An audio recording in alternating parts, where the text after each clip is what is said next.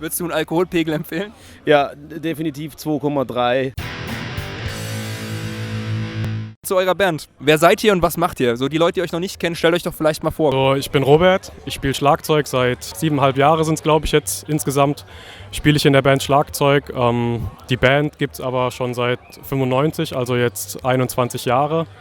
Und Sebastian ist das einzige Originalmitglied bisher. Und ja, wir kommen aus dem Umkreis Heidelberg, deswegen auch Heidelberg Death Metal und machen Death Metal, wie der Name schon sagt. Ja. Geil. Was spielst du, Sebastian?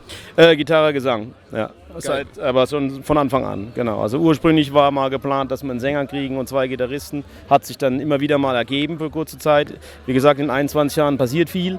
Aber jetzt hat sich seitdem Robert dabei ist, sind wir eigentlich ein Trio. Ja, also dann habe ich alle Duties übernommen. Death Metal, also so ein bisschen melodisch, bisschen technisch, aber auch ein bisschen härter. Also so schön gemischt. Also für jemanden, der euch gar nicht kennt, was habt ihr so eure musikalischen Vorbilder? Wo habt ihr die gelegt? Also gut, da haben wir alle unterschiedlich. Also meine sind Death, Morbid Angel, so ein Kram, Deicide, Suffocation, so Geschichten. Und das versuchen wir natürlich zu vermischen, aber natürlich klappt das nicht ganz so toll, weil das sind ja Meister. Ja. Und wir sind ja Hobbyband. Okay. Also Hobbyband ist nicht am Amateur. Also wir machen schon lange Musik, aber nicht ganz so gut wie die anderen. Ja. Sag ich jetzt, aber der Robert hat ja andere Vorbilder. Okay. Welche sind deine denn?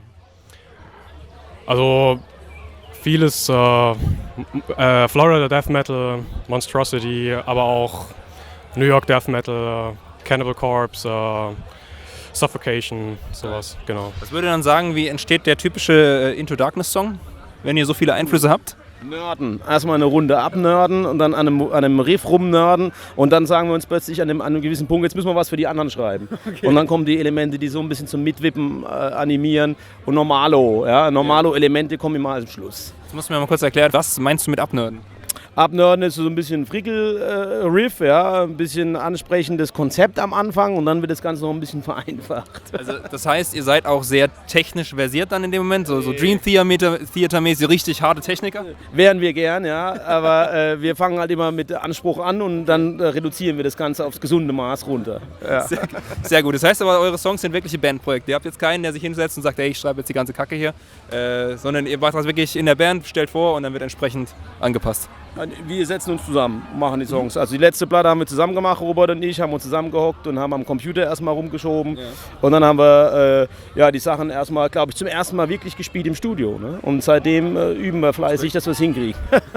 Und auch die neuen Leute, die immer wieder, wir suchen aktuell einen neuen Bassist. Ja, also der neue Mann, der am Bass dann bei uns aushilft, der muss sich auf einiges gefasst machen. Aber das ist auch das Thema zurzeit. Also ich habe mega viele Bands jetzt schon getroffen, die suchen einen Bassisten. Und es ist doch kacke schwer, einen guten Bassisten zu finden, oder? Das ist jetzt eigentlich die erste längere Phase, wo wir einen Bassisten suchen, also seitdem ich in der Band bin. Also das kann ich dazu sagen. Das heißt aber, geht ihr heute komplett ohne Bass auf die Bühne oder simuliert ihr den Bass? Unser Aushilfsbassist Marco, der früher bei uns gespielt hat, spielt jetzt noch die letzte Show. Der hat auch die Brasilien-Tour. Wir sind jetzt vor 2 Tagen zurückgekehrt, 14 Tage Brasilien. Wahnsinn! Ja, und da war er auch als Aushilfsbassist. Man sieht es noch ein bisschen an der Farbe seiner Haut, man sieht es noch ein bisschen, er ist braun. Ne? Also das ist heute die letzte Show und danach ist erstmal Schluss. Da hast du jetzt ein super Stichwort gesagt, Brasilien-Tour, das ist ja da geil. Wie seid ihr nach Brasilien gekommen? Mit dem Flugzeug. Das ist eine super Sache. Ich hätte gedacht, du bist geschwommen. Nee, also das 2. Mal. Wir waren schon vor 4 Jahren und jetzt war halt einfach wieder angesagt, mal wieder rüberzukommen und mit unseren Kollegen in der Chaos, die sind aus Brasilien, die machen das und Nerve Cell aus Dubai. Ja, also ein ziemlich cooles Package gewesen. Hat uns auch Spaß gemacht. Aber jetzt muss man sagen, also ich habe mit brasilianischen Bands bis jetzt noch nicht so viel Erfahrung. Ich habe mal selber mit Kamala zusammengespielt. Ich weiß nicht, ob die im Begriff sind. Ja. Super Band, super Typen. An dieser Stelle nochmal liebe Grüße an Kamala. Ihr seid der Wahnsinn. Ich hoffe, euch geht's gut. Obrigado, caralhos. Und die haben ja auch gesagt, es ist sehr schwer, die in Brasilien als Band Fuß zu fassen, oder? Wie siehst du das so als Externer von Deutschland drüben? Also wir haben es leicht, deutscher Metal ist angesagt in Brasilien, also wir haben auch schon bei der letzten Tour ziemlich einen leichten Stand gehabt. Die brasilianischen Bands selbst sind einfach mannigfaltig, es gibt einen Haufen brasilianischer Bands und die sind halt wirklich ziemlich am Baggern für die Shows. Ja. Hier ist es eigentlich nicht anders. Also, aber dadurch, dass Brasilien so viel größer ist als Deutschland, ist es halt auch entsprechend schwieriger. Ja. Also bei uns gibt es genauso viele Bands.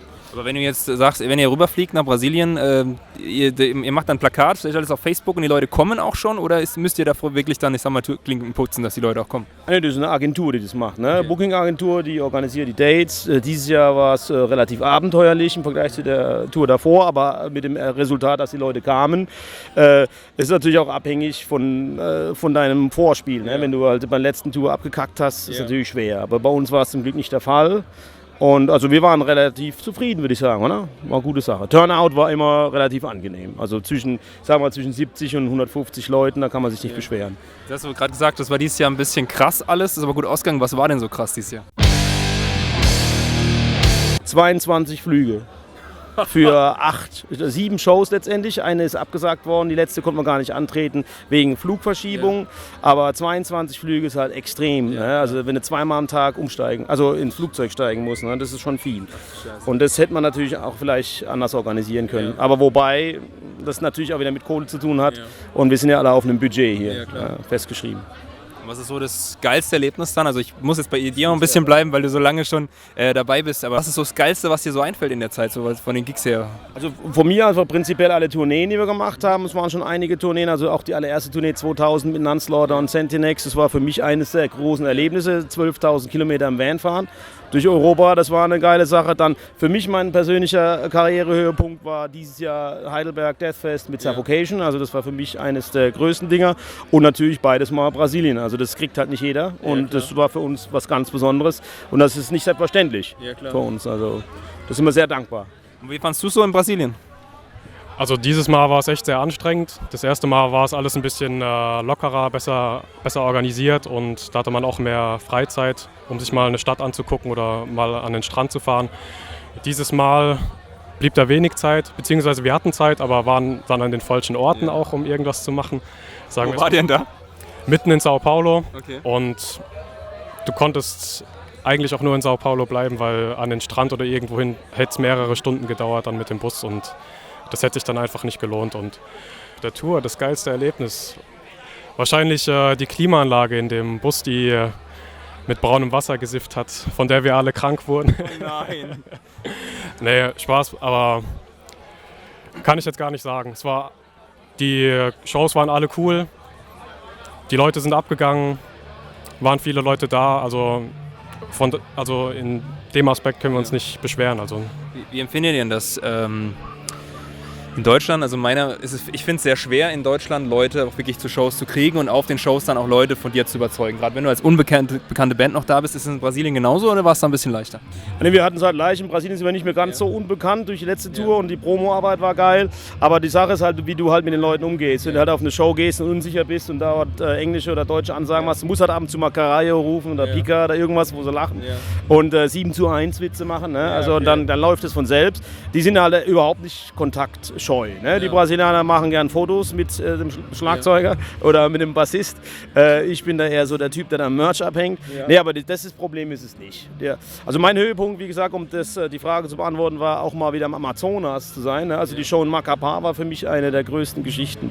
Also persönlich, ne? Hat mich sehr angetan. Auch wenn die Show praktisch in so einem Pavillon stattgefunden hat wie hier. Ne? Aber 100 Leute. Stimmt, dann ist da kannst du halt sowas bringen draußen. Ne? Da hat es immer 40 Grad und 99% Luftfeuchtigkeit. Das ist mal was. Keine Probleme mit der Technik oder irgendwas? Ja, kein Kommentar. Klar, ständig Stromausfälle, ständig. Aber da muss man halt auch, andere Bands gehen damit schlecht um. Wir haben halt mehr oder weniger das mit Humor genommen und nach 5 Minuten läuft der Aggregat oder irgendwas läuft dann wieder, dann kannst du weiterspielen. Also da darf man jetzt nicht Rockstar-mäßig abgehen, das ist schlecht. Also gerade weil die Leute, das ist das, was vielleicht für uns Europäer zu kurz kommt, die fahren wirklich das Beste auf, was sie haben, geben sich die maximale Mühe und die Werbung ist fulminant, also du siehst überall Plakate, Flyer und den ganzen Kram, ne? Die geben sich richtig Mühe, aber die Wirtschaft ist natürlich momentan so dermaßen down, dass du auch nicht mehr bieten kannst. Und es gibt Bands, die kommen damit klar, es gibt Bands, die kommen damit nicht klar. Also wir sind so eine Band, die gerne noch ein bisschen rumbastelt und dann das beste mögliche Ergebnis abliefert. Geil. Was würdest du sagen, eure Band in einem Satz? 21 Jahre Pech. Warum das denn? Naja, also andere Bands in 21 Jahren haben natürlich, wir haben hier Vorbands gehabt, wie Obscura, Necrophagist, ja, lauter Bands, die so richtig, richtig geil abgegangen sind. Und jetzt, ich sage Beständigkeit, da bin ich dankbar. Also solange ich das noch machen kann und Robert, sind wir eigentlich ganz froh. Ja. Aber andere Bands haben in der Zeit natürlich Trendwendungen gemacht, wir nicht. Okay. Also wir versuchen unseren Style zu machen und so natürlich wie möglich zu bleiben.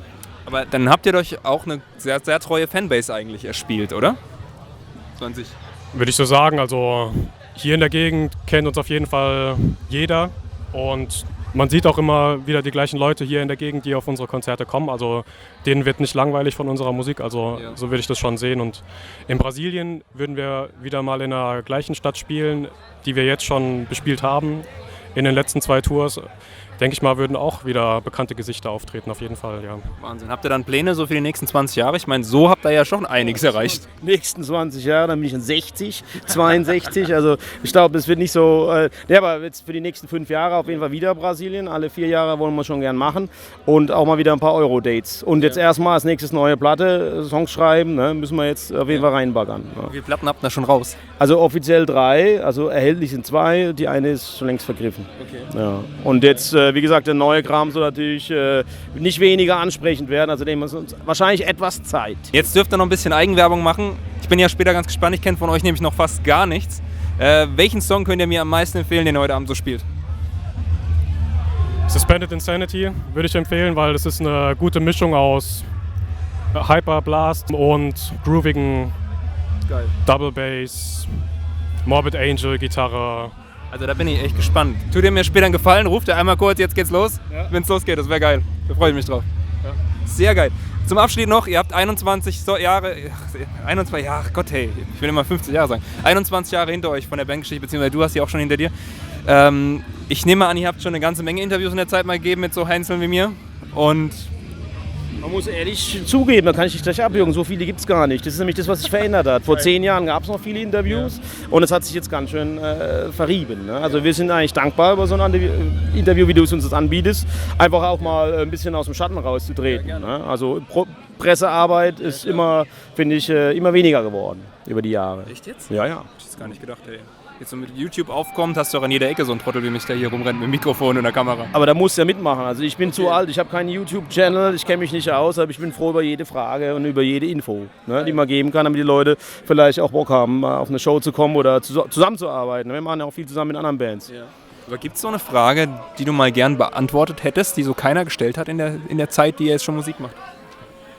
Warum haben wir eigentlich noch nicht auf dem Partisan Open Air gespielt? Das wäre auch so eine Sache. Das war schon mehrmals im Gespräch, hat nie geklappt. Wäre doch mal fällig. Ja, aber dann müssen wir das jetzt an den Veranstalter vom Partisan richten. Warum hat Into Darkness noch nicht auf dem Partisan Festival gespielt? Das ist eine berechtigte Frage. Kann ich sagen, ja. Und später nach dem Gig werde ich das dann auch nochmal bestätigen können, dass das eine sehr berechtigte Frage war. Lieber Mieze, hör einfach auf den Annie aus Dresden, der hat recht. Ja? Wir müssen da jetzt mal spielen, bitte. Geil. Erinnerst du dich noch an deinen allerersten Auftritt erstmal auf der Bühne? Ja, leider. War sehr peinlich. Der erste Auftritt, aber ich meine, musikalisch war es okay, glaube ich, aber unser Drumset ist rückwärts von der Bühne runtergekippt mitsamt dem Schlagzeuger und wir mussten dann wieder alles aufbauen. Wie ist das denn passiert? Weil das Schlagzeug auf einem Riser, instabilen Riser montiert war, das ist einfach umgekippt nach hinten. Also nachdem wir den belastet haben mit dem Körper unseres Drummers. Das war sehr Panne. Aber ist nichts passiert im Schlagzeuger? Nö, dem Schlagzeug ist nichts passiert. Ein paar Becken sind kaputt gegangen, aber wir haben weitergespielt. Das war cool.